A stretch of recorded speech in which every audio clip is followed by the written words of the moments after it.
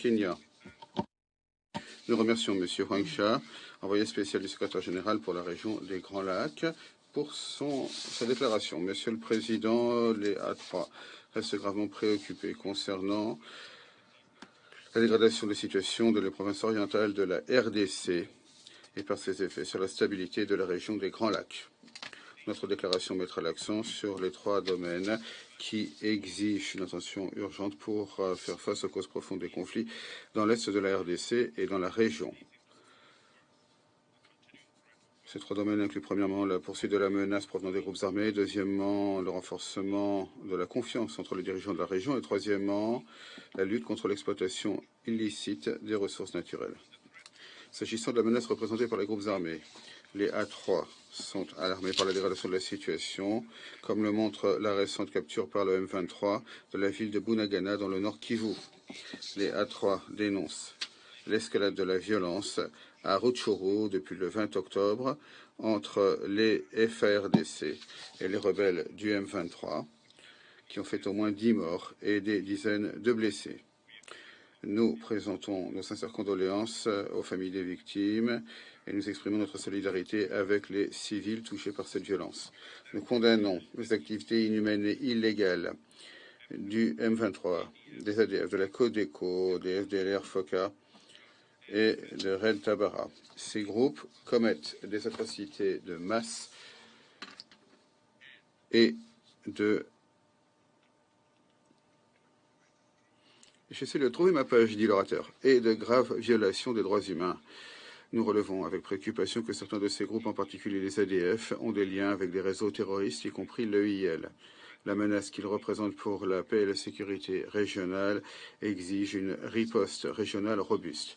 Nous appelons à la mise en œuvre rapide du plan d'action pour la stratégie 2021-2023 de l'ONU pour la paix, la consolidation, la prévention des conflits et le règlement des conflits dans la région des Grands Lacs, ainsi que l'accord cadre pour la paix, la sécurité et la coopération pour la RDC et la région. Nous nous félicitons du dialogue de paix intercongolais lancé par la CAE et du fait que de nombreux groupes armés y participent déjà. Nous nous félicitons en outre de l'organisation du 3e dialogue de paix intercongolais à Nairobi du 4 au 13 novembre. Les A3 félicitent l'Angola, le Sénégal et le Kenya pour leur contribution au Fonds pour la paix de la CAE, localisé à Arusha, pour appuyer le processus politique. Nous invitons d'autres pays à établir un partenariat avec la CAE en contribuant à ce fonds. Le succès des processus de Nairobi dépend de l'efficacité du programme de démobilisation, désarmement, réhabilitation communautaire. Nous demandons à la communauté internationale de donner les ressources nécessaires pour cet exercice. Nous exhortons le secrétaire général à renforcer la coordination entre le groupe de contact et de coordination et le processus de Nairobi pour appuyer au mieux le dialogue de paix. En outre, nous demandons un appui renforcé pour renforcer la capacité des FARDC pour consolider l'autorité de l'État dans les zones de conflit. Nous encourageons le gouvernement de la RDC à lancer une stratégie pour une réforme ambitieuse des FARDC et de son secteur de sécurité, afin qu'elles assument leurs responsabilités pour la protection des civils, afin que tous les Congolais puissent jouir de leurs droits et qu'on leur réponde à leurs besoins après le retrait de la MONUSCO. Monsieur le Président, concernant le renforcement de la confiance entre les dirigeants de la région, les A3 soulignent que la volonté politique est l'ingrédient clé pour régler les conflits dans la région des Grands Lacs. Nous relevons avec préoccupation les niveaux importants de défiance entre la RDC et le Rwanda qui ne font qu'attiser des tensions régionales intenables. Les 2 pays ont besoin l'un de l'autre pour la paix, la sécurité et la prospérité. Il est donc essentiel qu'ils fassent tous les efforts possibles pour éviter des malentendus, établir la confiance et renforcer la coopération. Nous condamnons également, dans les termes les plus fermes, le recours au discours de haine ainsi qu'à la désinformation et aux infox de la part de certains dirigeants. Cela contribue à la défiance, aux tensions et à l'animosité et incite même à la violence. Nous exhortons l'envoyé spécial et le représentant spécial pour la RDC à travailler de manière proactive avec les principaux réseaux sociaux pour qu'ils agissent rapidement sur les discours de haine. Les autorités régionales et nationales doivent également faire en sorte que ceux qui sont coupables de discours de haine et d'incitation soient tenus responsables, en particulier s'il s'agit de dirigeants politiques. Monsieur le Président, nous nous félicitons de la feuille de route de Luanda qui vise à normaliser les relations politiques entre la RDC et le Rwanda. Nous nous félicitons de la coordination croissante entre les processus de Nairobi et de Luanda. Nous appelons au renforcement de cette coordination pour appuyer les priorités du gouvernement de la RDC. Nous souhaitons davantage de mesures de confiance régionale, en particulier par le biais de la coopération économique. Nous exhortons les États de la région à renforcer le cadre de gouvernance tel que la CRGL, son pacte pour la sécurité, la stabilité et le développement pour promouvoir une vision régionale afin de remédier aux causes profondes des conflits. Il faut revitaliser le centre conjoint de fusion des renseignements et le mécanisme conjoint de vérification étendue pour recueillir et diffuser des renseignements sur les activités des groupes armés auprès des forces de l'ordre. Pour ce qui est de faire face à l'exploitation illicite et au trafic des ressources naturelles, la région doit faire face de toute urgence à la concurrence alarmante pour les ressources naturelles de la part des acteurs transnationaux illicites et les groupes armés.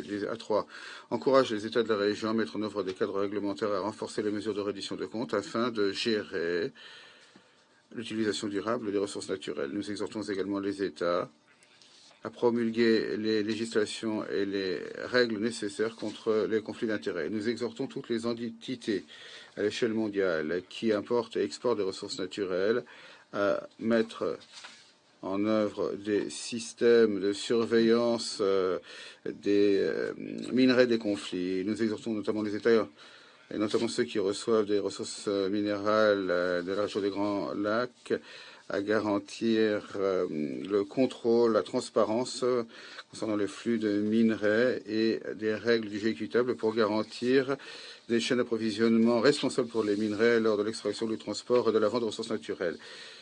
L'ONU et les organisations de la région doivent établir des efforts de coopération pour aider les États sortant des conflits dans la région en prenant en compte leur souveraineté sur les ressources naturelles. Cela peut se faire grâce au renforcement des capacités pour renforcer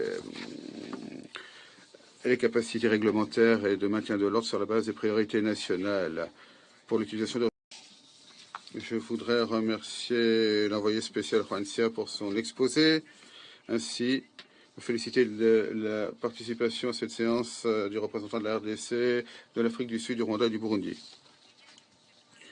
La difficile situation dans l'est de la RDC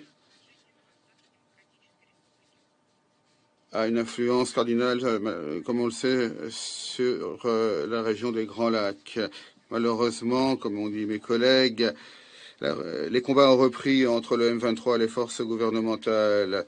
Cela a une influence négative sur la nouvelle dégradation de la situation dans le domaine sécuritaire et aggrave la situation dans la région.